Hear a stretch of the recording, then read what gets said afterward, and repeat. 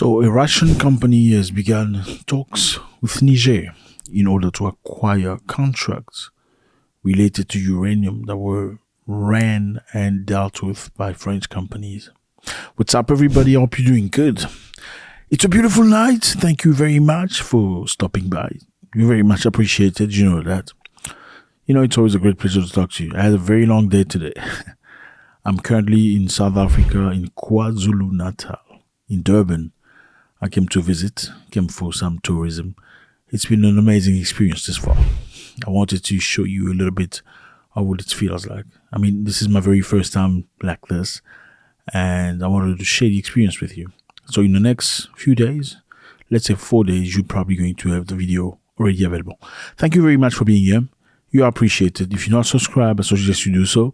I'm sure if you watch this video, my name is Zack. By the end of this video, I don't know who you are, but we're going to like each other.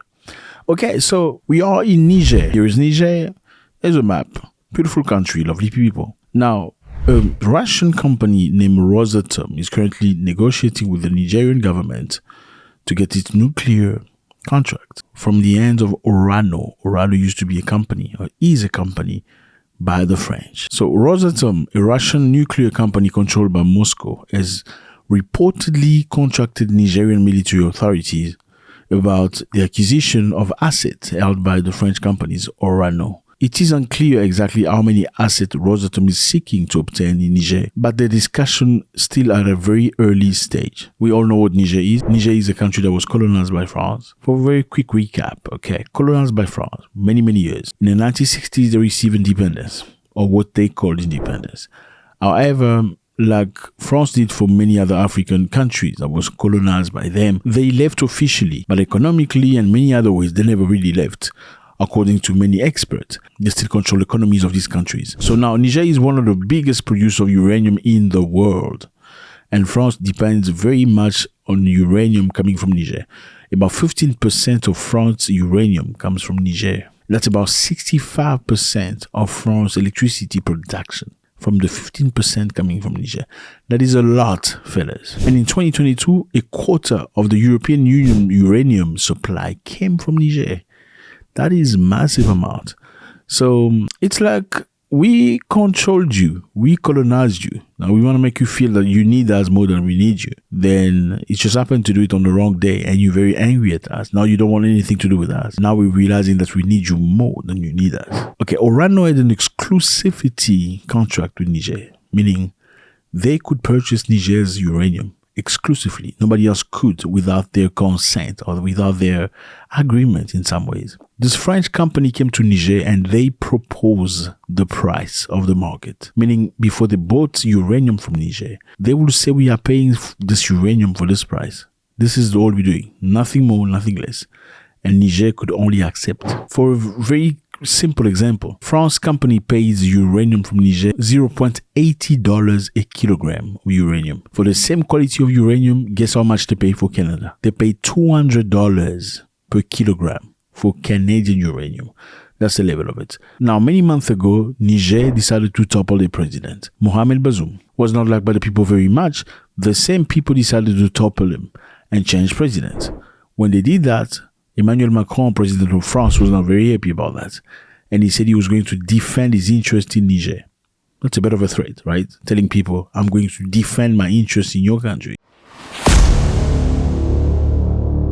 Macron was not very happy because France companies had some good deals in Niger. So when you change presidents like that, you are killing the deals, meaning we are not making profit anymore. However, many people believe Macron could have been kinder, could have been more polite, more respectful toward Nigerian when the Nigerian government asked for his ambassador to present himself so they can have a discussion. France refused to allow such discussion, saying that Niger government was illegal, was not legitimate because they took power by force and not through election. I believe our policy is the correct one. It's based on the courage of President Bazoum, on the efforts of our diplomats and our ambassador in Niger, who will stay despite pressure from coup leaders. We do not recognize them. We support the president, who's not resigned. You come to somebody's house. They call you because they've just had the reshuffle. They've changed who the boss is. They want to have a talk with you because you've been renting one of the bedrooms. and you say, I'm not talking to you because you're not the boss. This house is not yours. But you don't belong in a family. You just came to rent. Or you were put in the house out of help. But you're being called to have a discussion in the lounge, and you're saying, no, I'm not coming to the lounge because I don't recognize you. They kicked them out. Now, when they kicked them out, unfortunately for them, the Russians came in very quickly. Brand new government in Nigeria provided them with weapons, provided them with intelligence against terrorists, provided them with money and many other things, and equipment and training. Now the Nigerians are shifting, have completely turned their face towards Russia and Iran, looking for greater partnership, looking for more transparent and respectful partnership. Now it's become very difficult for the French to come back because obviously now the Russians have come. So Rosatom, a Russian company, has come to replace Orano, which used to be a French company operating in the uranium sector in Niger. That's a big blow to France. Now you can quite understand why the French president is not very happy with Vladimir Putin right now, asking for French soldiers and other European military to go to Ukraine and fight Russia. It's not just because of Russia going through Ukraine. It's because the interests of the French in some African French-speaking countries are being baffled, are being taken over by Russia. Here is Congo Brazzaville. In fact, there are two Congos, fellas. I know many people get confused when they talk about Congo. There are two Congo. There is Republic of Congo, which capital is Brazzaville, and Democratic Republic of Congo, whose capital is Kinshasa. These are two separate countries. In fact, many years ago, it is believed some of the people, not all of them, some of the people at the border were the same people because they speak very similar languages. They speak Lingala, they speak Congo, some call it Lari, some call it, it's the same languages, but with different twang, just a little different accent. A little bit like Botswana in South Africa, a little bit like Lesotho in South Africa. So you still find the same language in both sides of the countries. Now there are two separate countries with the closest capitals in the world, Kinshasa and Brazzaville. So Sergei Lavrov, Foreign Minister of Russia, came to Congo. We're talking about Republic of Congo. Came to discuss with the president and encourage him in whatever he was doing.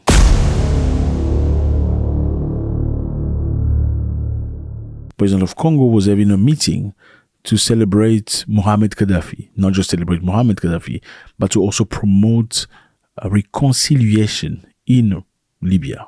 Because Libya has been destroyed. Libya was destroyed by the West. You know what happened. And it has been mayhem. So Sergei Lavrov accuses West of Libya chaos. Okay, he says the reason to the chaos in Libya is the West. And the second, he met President Denis Sassou Nguesso in Congo Brazzaville on Tuesday.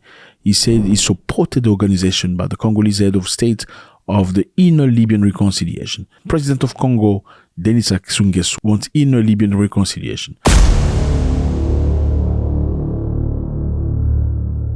So, since the fall of Mohamed Gaddafi in 2011, Libya has been divided by two, actually many segments, but two major ones. It has been governed by two rival administrations. One in Tripoli, led by Abdelhamid Derab and recognized by the United Nations, and the other in the east, embodied by the parliament and affiliated with the camp of Khalifa Al-Fahd, whom Moscow maintains good collaboration. So Libya is divided in two parts, fellas. One side is recognized by the United Nations. And when the United Nations recognizes you, that means the West like you. Okay? And the other part are friends to the Russians. Now, Sergei Lavrov, Foreign Minister of Russia, says the reason why Libya is destroyed is because of the West. He says what happened in Libya is a tragedy, the authors of which are NATO and its member. That's Sergei Lavrov. He said the same thing happened in Iraq, in Afghanistan, where the West wanted to impose its mode of democracy. In other words, wherever the West goes, they bring what they call democracy, and their democracy is always drastic, destructive, and sad. Libya used to be a beautiful country where people got married and received $5,000 free from government. Libya used to be a beautiful country under Gaddafi where humans could receive help from government. If you want to be launched into agriculture, government will supply you with equipment, machines, trucks, fields, seeds, and a trainer to help you grow your business.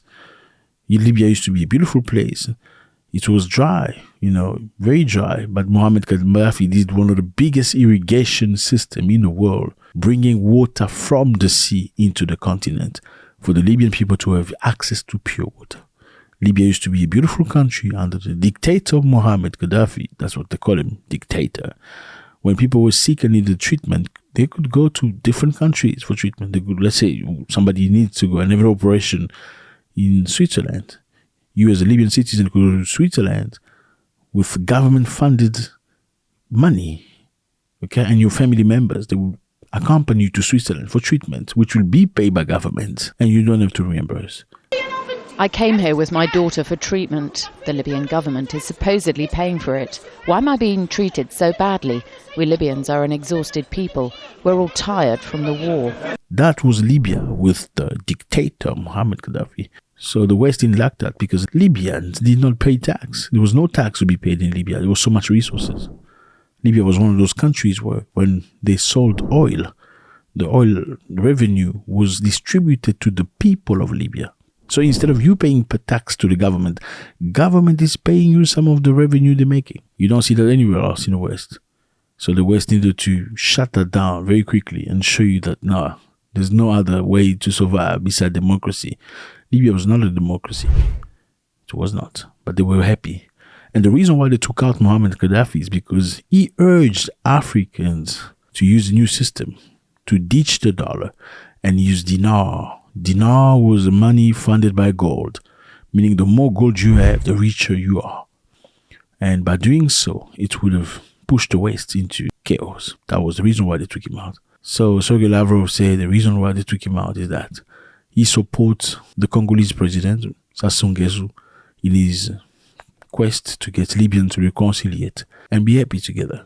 But he still blames the West for that. So that's what it is, fellas, today. Uranium from Niger will be taken over by a Russian company from a French company.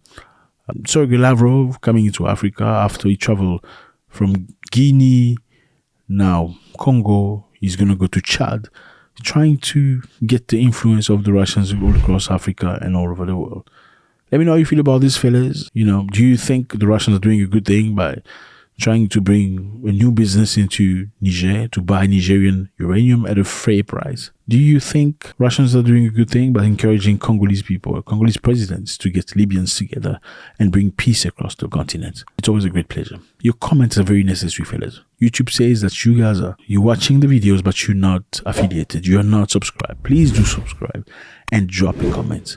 We need your comments so we can grow together. It's not about me, fellas. It's about all of us together, learning and dancing together. God bless.